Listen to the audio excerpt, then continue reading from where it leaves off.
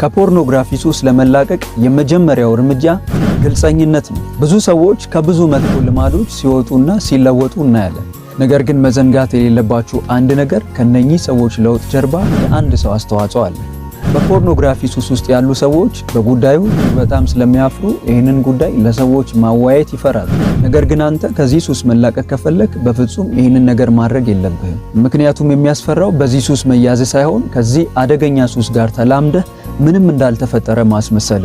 ስለዚህ ካንተ የተሻሉ መንፈሳዊ ሰዎች ጋር በመሄድ ያለህበትን ጉዳይ ልታዋያቸው ይገባል። መጽሐፍ ቅዱሳችንም በያዕቆብ 5:16 ላይ የሚያዘው ይህንኑ ነው። ክፍሉን እናንብበው። እርስ በርሳችሁ በኃጢአታችሁ ተናዘዙ ትፈወሱም ዘንድ እያንዳንዱ ስለሌላው ይጸልይ። የጻድቅ ሰው ጸሎት በሥራዋ እጅግ ኃይል ታደርጋለች። እርስ በርሳችሁ በኃጢአታችሁ ምን በሉ? ተናዘዙ።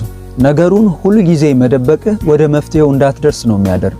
በሰውነትህ ላይ እባጭ ቢወጣና ወደ ሆስፒታል ሄደ ዶክተሩ መድኃኒት እንዳዝልህ እባጩን አሳየኝ ቢልህ አይ እፈራለሁ ወይም ደግሞ የለም እንደማትለው ሁሉ ከፖርኖግራፊም ሱስ ፍጹም ነፃ ለመውጣት ጉዳዩን ለሰዎች ልታዋይ ይገባል። ነገር ግን እዚህ ጋር እጅግ መጠንቀቅ ያለባችሁ ነገር ጉዳዩን የምታዋዩት አስቀድሜ እንዳልኳችሁ መንፈሳዊ ለሆነ ለምታምኑት ሚስጥር ጠባቂ ነው ብላችሁ ለምታስቡት ሰው ብቻ ነው እንጂ ለማንኛውም ሰው አይደለም።